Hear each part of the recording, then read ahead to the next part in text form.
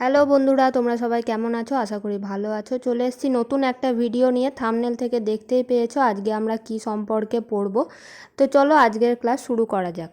আজকের এই ভিডিওতে আমরা জানব ভারতের অন্যতম গুরুত্বপূর্ণ শিক্ষা ও পুষ্টি কর্মসূচি প্রধানমন্ত্রী পোষণ শক্তি নির্মাণ যোজনা, সংক্ষেপে পিএম পোষণ স্কিম।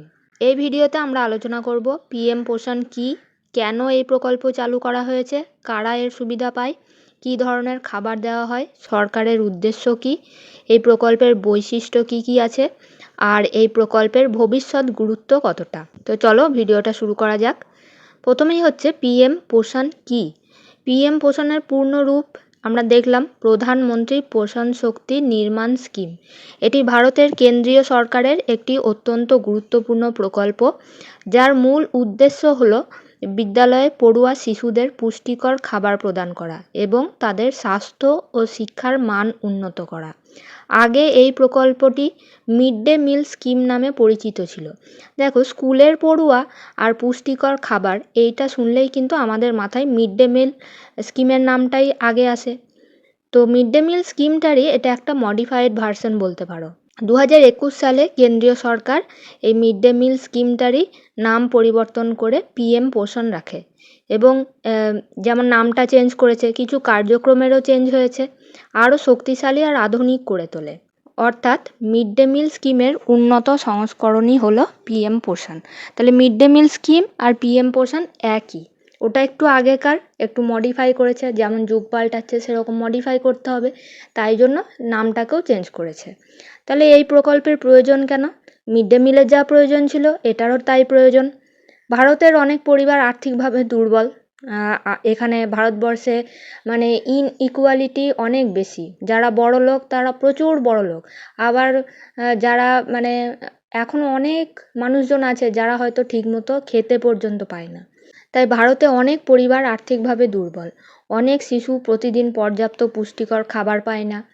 আর শিশু যদি অপুষ্ট হয়, অপুষ্টির কারণে শারীরিক বৃদ্ধি ব্যাহত হয়, রোগ প্রতিরোধ ক্ষমতা যেটাকে আমরা ইমিউনিটি বলি সেটা থাকে না। পড়াশোনায় এবার শরীর যদি খারাপ হয়, পড়াশোনা করতেও মন হবে না, পড়াশোনায় মনোযোগ কমে যাবে, ছেলেমেয়েরা অশিক্ষিত হবে এবং স্কুল ছেড়ে দেবে। এই সমস্যাগুলো সমাধানের জন্যই সরকার বিদ্যালয়ে বিনামূল্যে রান্না করা খাবার দেওয়ার ব্যবস্থা করেছে। এর ফলে শিশুদের পুষ্টিও নিশ্চিত হয়, আবার বিদ্যালয়ে তারা যেন শিক্ষিত হয় সেইটাও নিশ্চিত হয়, উপস্থিতির হার বাড়ে। ঠিক আছে, তাহলে পিএম পোষণ প্রকল্প এবার দেখি কবে চালু হয়। মিড ডে মিল শুরু হয় 15ই আগস্ট 1995 সালে। 15ই আগস্ট খুবই একটা ইম্পর্টেন্ট দিন আমাদের ভারতবর্ষের জন্য। তো 15ই আগস্ট 1995 সালে চালু হয় মিড ডে মিল স্কিম। আর 2021 সালে সেপ্টেম্বর মাসে কেন্দ্রীয় সরকার এই প্রকল্পের নাম পরিবর্তন করে প্রধানমন্ত্রী পোষণ শক্তি নির্মাণ স্কিম রাখে। শুধু নামেরই পরিবর্তন নয়, বরং পুষ্টি, স্বাস্থ্য এবং শিক্ষার উপর আরও বেশি গুরুত্ব দেওয়া হয়। তো কারা এই প্রকল্পের সুবিধা পায়? পিএম পোষণের আওতায় সাধারণত সরকারি বিদ্যালয়ের ছাত্রছাত্রী, তারপরে সরকারি সাহায্যপ্রাপ্ত গভর্নমেন্ট এইডেড যেসব বিদ্যালয় আছে সেখানকার ছাত্রছাত্রীরা এই সুবিধা পায় এবং মূলত প্রাথমিক মানে ক্লাস 1 থেকে 5 আর উচ্চ প্রাথমিক মানে ক্লাস 6 to 8 এই স্তরের শিক্ষার্থীরা এই প্রকল্পের অন্তর্ভুক্ত। এই প্রকল্পের প্রধান উদ্দেশ্য খুবই মহৎ, এর লক্ষ্য অনেকই বড়। যেমন প্রথমত শিশুদের অপুষ্টি দূর করা, বিদ্যালয়ে ভর্তি, উপস্থিতির হার বাড়ানো এবং স্কুলে ড্রপ আউটসের সমস্যা খুব বেশি দেখা যায়। বিশেষ করে গ্রামের দিকে আর্থিকভাবে পিছিয়ে পড়া অঞ্চলগুলোতে এই ড্রপ আউটসের সমস্যা প্রবল। কারণ কি? তারা দেখে যে স্কুলে গিয়ে আর কী হবে, যদি বাচ্চাদেরকে ছোটো বয়স থেকেই কোনো কাজে লাগিয়ে দেওয়া যায়, 2 পয়সা ঘরে আসবে, তারা এতটাই দরিদ্র। তাই জন্য এই স্কুলে যদি এবার ভালো খাবার পায়, ভালো শিক্ষা পায়, তাহলে তখন তারা স্কুলে দেবে, এই জন্য ড্রপ আউটও কমবে। তাই জন্য স্কুল ছেড়ে দেওয়া বা ড্রপ আউটের প্রবণতা কমানো এর একটা প্রধান উদ্দেশ্য। তাছাড়া শিশুদের স্বাস্থ্য, শারীরিক বৃদ্ধি, মানসিক বিকাশ নিশ্চিত করে এবং সকল শ্রেণীর শিশুদের মধ্যে সমতা ও সামাজিক সম্প্রীতি গড়ে তোলা, এটা একটা সোশ্যাল দিক।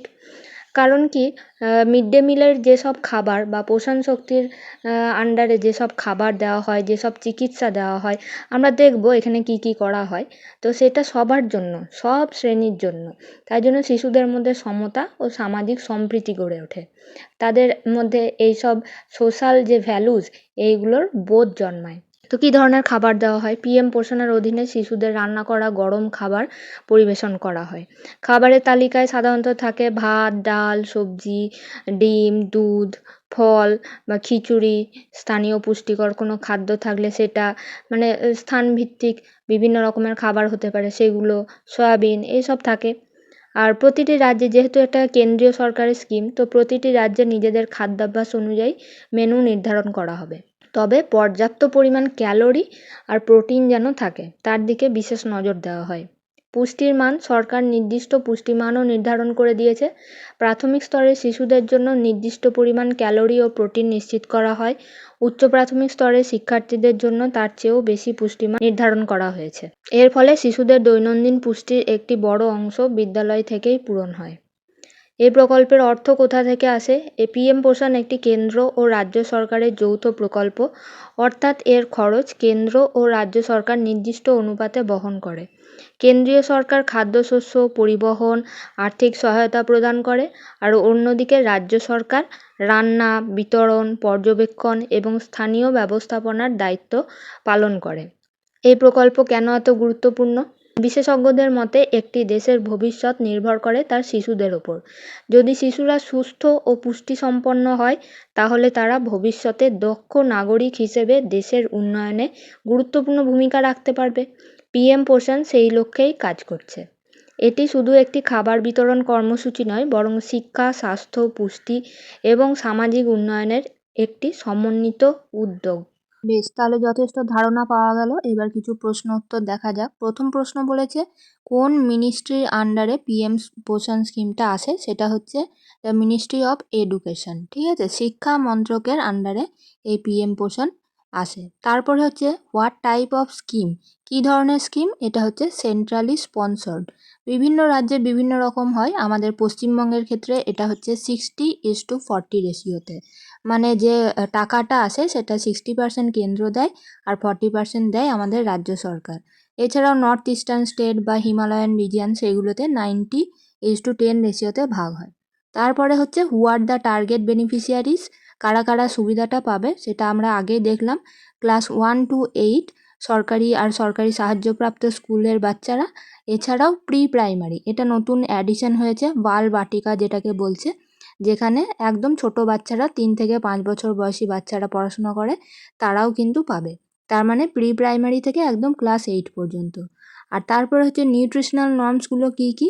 সেটা হচ্ছে প্রাইমারির ক্ষেত্রে 450 ক্যালোরি আর 12 গ্রাম প্রোটিন, আর আপার প্রাইমারির ক্ষেত্রে 700 ক্যালোরি আর 20 গ্রাম প্রোটিন। এটা হচ্ছে দৈনিক হিসাব। তো এই ছিল আমাদের ভিডিও, আশা করি ভালো লেগেছে। দেখা হচ্ছে নেক্সট ভিডিওতে।